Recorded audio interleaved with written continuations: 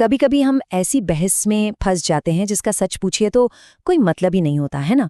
आज हम इसी उलझन को एक बहुत ही छोटी लेकिन गहरी कहानी से समझेंगे जिसका नाम है थप्पड़ की आवाज।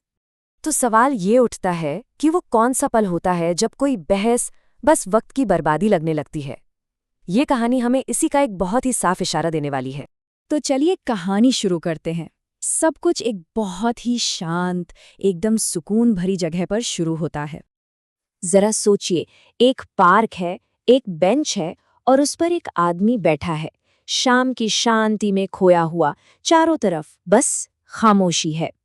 और तभी अचानक एक नौजवान आता है और बिना कुछ कहे उस आदमी को एक जोरदार थप्पड़ जड़ देता है। वो सारा सुकून, वो सारी शांति एक पल में टूटकर बिखर जाती है।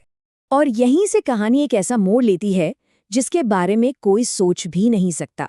वो आदमी जाहिर है गुस्से में है, अपना बचाव करना चाहता है, लेकिन नौजवान जो कहता है उसे सुनकर वो बस हैरान रह जाता है। सोचिए जरा, गाल पर अभी भी थप्पड़ की जलन है और सामने वाला माफी मांगने के बजाय एक अजीब सी गुजारिश कर रहा है। ये रहा वो सवाल। मतलब दर्द और बेइज्जती के बीच क्या ये सवाल आपको एकदम बेमतलब और बेमौका नहीं लग रहा? इसके बाद जो होता है वो कोई बातचीत नहीं है, वो तो बस एक बेकार की बहस है। ऐसी बहस जिसका कोई सिर पैर नहीं। उस आदमी का जो रिएक्शन था वो बिल्कुल असली था। भाई, किससे फर्क पड़ता है कि आवाज कहाँ से आई, जब दर्द तो असली है। उसके लिए दुनिया हकीकत है, दर्द महसूस हो रहा है, बेइज्जती महसूस हो रही है। लेकिन वो नौजवान, वो तो जैसे किसी और ही दुनिया में है, अपने ही ख्याली सवालों के जाल में उलझा हुआ। देखिए, एक तरफ है एक फिजिक्स का सवाल और दूसरी तरफ इज्जत और दर्द का मामला। ये दो ऐसी दुनियाएं हैं जो कभी आपस में मिल ही नहीं सकती। और फिर एक पल में उस आदमी को सब कुछ साफ साफ समझ आ जाता है। उसे यह एहसास होता है कि वो किसी ऐसे इंसान से बहस कर रहा है जो शायद हकीकत को देख ही नहीं पा रहा। और यहीं इसी पल में हमें इस कहानी की सबसे बड़ी सीख मिलती है।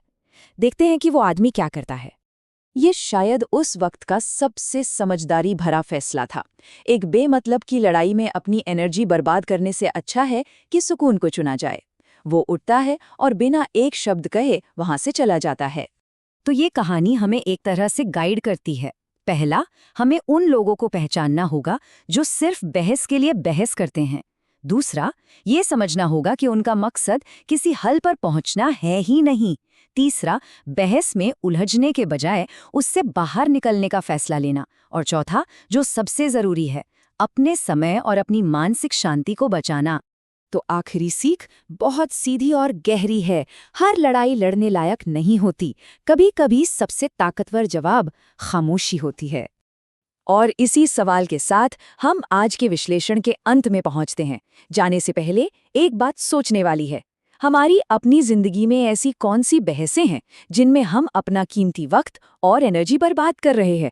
इस पर जरूर सोचिएगा।